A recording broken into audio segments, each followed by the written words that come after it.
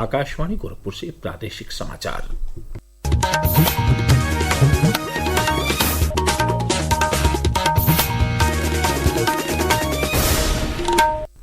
नमस्कार। समाचार बुलेटिन के साथ मैं वेद प्रकाश पाठक। पहले मुख्य समाचार। सावन के दूसरे सोमवार को प्रदेश भर के शिव मंदिरों में उमड़ी श्रद्धालुओं की भारी भीड़। पवित्र नदियों के जल से हो रहा है भगवान शिव का जलाभिषेक। श्रद्धालुओं और कांवड़ियों की सुरक्षा के लिए किए गए हैं कड़े सुरक्षा इंतजाम। आज से शुरू हो रहा संसद का मानसून सत्र। सर्वदलीय बैठक के बाद केंद्रीय मंत्री किरेन रिजिजू ने कहा, सरकार ऑपरेशन सिंदूर जैसे महत्वपूर्ण मुद्दों पर चर्चा के लिए पूरी तरह तैयार। गाजियाबाद के हिंडन सिविल टर्मिनल से 10 नई वाणिज्यिक उड़ानों की हुई शुरुआत। केंद्रीय नागर विमानन मंत्री राममोहन नायडू ने कहा, हिंडन टर्मिनल से उड़ान सेवाएं राष्ट्रीय राजधानी क्षेत्र के साथ साथ पश्चिमी उत्तर प्रदेश के लिए भी खोलेंगी विकास के नए द्वार। और काशी घोषणा पत्र के साथ वाराणसी में नशा मुक्त युवा विषय पर युवा आध्यात्मिक शिखर सम्मेलन का हुआ समापन। अब समाचार विस्तार से। आज पवित्र सावन माह का दूसरा सोमवार है। इस अवसर पर प्रदेश भर के शिवालयों में तड़के से ही श्रद्धालुओं का हुजूम उमड़ा हुआ है। सावन के दूसरे सोमवार पर पवित्र नदियों से जल भरकर प्रमुख शिवालयों में जलाभिषेक करने पहुंचे कांवड़ियों के लिए प्रशासन की तरफ से विशेष इंतजाम किए गए हैं। प्रमुख कांवड़ मार्गों पर सरकार की तरफ से श्रद्धालुओं पर पुष्प वर्षा की जाएगी। कांवड़ियों और श्रद्धालुओं की भारी भीड़ को देखते हुए प्रशासन ने कई जगहों पर रूट डायवर्जन किया है और सुरक्षा के कड़े इंतजाम किए गए हैं। दूसरे सोमवार पर वाराणसी में बाबा विश्वनाथ का गौरी शंकर स्वरूप में विशेष श्रृंगार किया गया है। यहाँ प्रदेश के साथ ही देश के कई हिस्सों से श्रद्धालु बाबा विश्वनाथ को जलाभिषेक करने पहुंचे हैं। भगवान राम की नगरी अयोध्या भी शिवमय हो गई है। श्रद्धालु सरयू स्नान के बाद नागेश्वर नाथ महादेव का सरयू के जल से अभिषेक कर रहे हैं। प्रदेश के सभी शिवालयों में श्रद्धा और भक्ति का उल्लास छाया हुआ है। उधर मुख्यमंत्री योगी आदित्यनाथ ने कल पश्चिमी उत्तर प्रदेश के विभिन्न जनपदों का दौरा कर कांवड़ यात्रा के लिए की गई व्यवस्थाओं का निरीक्षण किया और कई जगहों पर कांवड़ यात्रियों पर पुष्प वर्षा की। मुख्यमंत्री ने मेरठ में पत्रकारों से बातचीत में कहा कि सरकार की तरफ से कांवड़ यात्रियों के लिए पर्याप्त व्यवस्थाएं की गई हैं। उन्होंने कांवड़ यात्रा की आड़ में उपद्रव करने वालों के विरुद्ध सख्त कार्रवाई की चेतावनी भी दी। मुख्यमंत्री ने कहा कि यात्रा पूरी होने के बाद उपद्रवियों की पहचान कर उनके पोस्टर सार्वजनिक किए जाएंगे। मुख्यमंत्री ने कांवड़ियों से भी व्यवस्था बनाए रखने की अपील की। मेरी विनम्र अपील होगी सभी श्रद्धावान शिव भक्तों से जो कावड़ लेकर के शिवालयों में जलाभिषेक करने के लिए आ रहे हैं कि शिव लोक मंगल के देवता हैं। हम सबका दायित्व बनना चाहिए। हम कावड़ यात्रा भगवान शिव को नमन करने के लिए, उनके प्रति श्रद्धा भाव व्यक्त करने के लिए जो ले जा रहे हैं, इसमें हम दूसरों की भी परेशानी को समझें।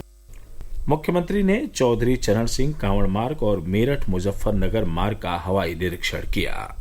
संसद का मानसून सत्र आज से शुरू हो रहा है।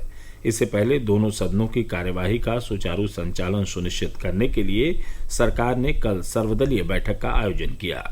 राज्यसभा में सदन के नेता और केंद्रीय मंत्री जगत प्रकाश नड्डा की अध्यक्षता में हुई इस बैठक में लोकसभा और राज्यसभा में विभिन्न राजनीतिक दलों का प्रतिनिधित्व करने वाले कई प्रमुख नेताओं ने हिस्सा लिया।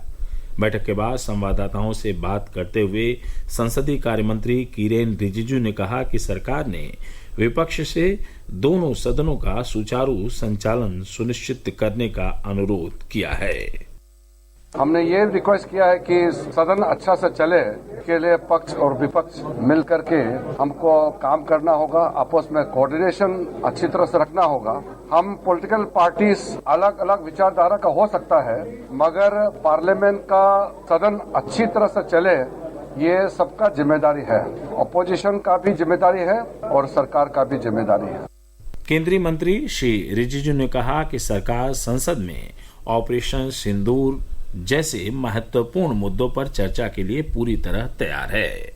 प्रतापगढ़ जिले में भदरी से लाल गोपालगंज रेलवे स्टेशन के बीच फाफामऊ लखनऊ रेल मार्ग पर कल शाम ओवरहेड इक्विपमेंट लाइन ओएचई टूट जाने से कई ट्रेनों का संचालन कुछ घंटों के लिए प्रभावित हुआ।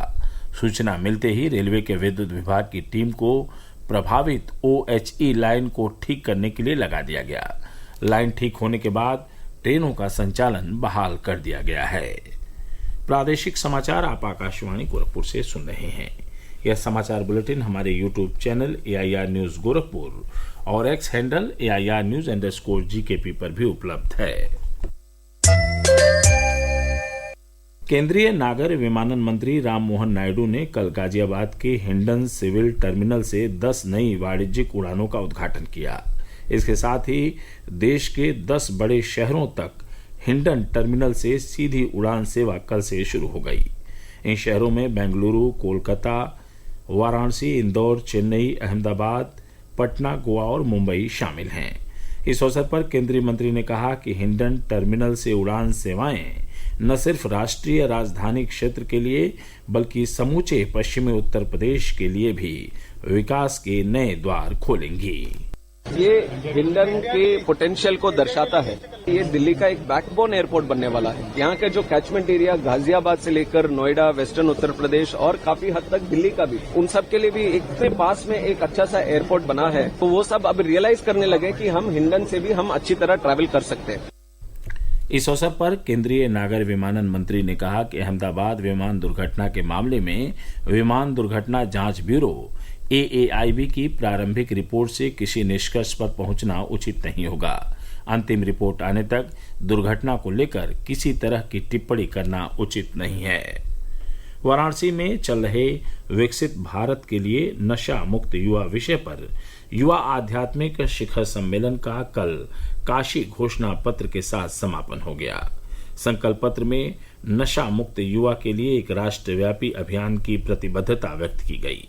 इस अवसर पर केंद्रीय युवा एवं खेल तथा श्रम एवं रोजगार मंत्री डॉक्टर मनसुख मांडविया ने कहा कि प्रधानमंत्री नरेंद्र मोदी के विकसित भारत के निर्माण के लक्ष्य में युवा नशा मुक्त हो, इसके लिए काशी संकल्प पत्र के माध्यम से रोड मैप तैयार किया गया है।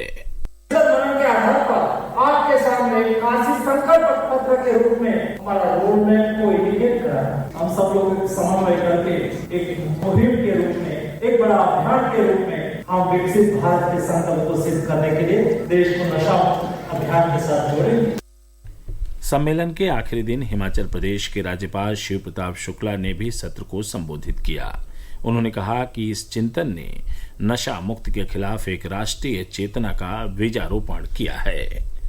इस अवसर पर केंद्रीय राज्य मंत्री रक्षा निखिल खड़से ने कहा कि काशी के चिंतन शिविर ने देश को एक नई दिशा देने का कार्य शुरू किया है। कार्यक्रम में प्रदेश सरकार के मंत्री अनिल राजभर और नितिन अग्रवाल सहित कई गणमान्य व्यक्ति उपस्थित थे। इसी क्रम में केंद्रीय मंत्री डॉक्टर मनसुख मांडविया ने कल वाराणसी के काशी हिंदू विश्वविद्यालय में fit India Sunday on cycle के तहत विशेष आयोजन विकसित भारत के लिए नशा मुक्त युवा अभियान का भी नेतृत्व किया। उन्होंने साइकिल चलाकर युवाओं को नशे से दूर रहने का संदेश दिया। मौसम विज्ञान विभाग ने आगामी 2 दिनों तक पश्चिमी उत्तर प्रदेश में कुछ स्थानों पर जबकि पूर्वी उत्तर प्रदेश में कहीं कहीं गरज चमक के साथ बौछारें पड़ने और बारिश की संभावना जताई है। विभाग के अनुसार पश्चिमी उत्तर प्रदेश में आज कहीं कहीं भारी बारिश के साथ बिजली गिरने की भी आशंका है।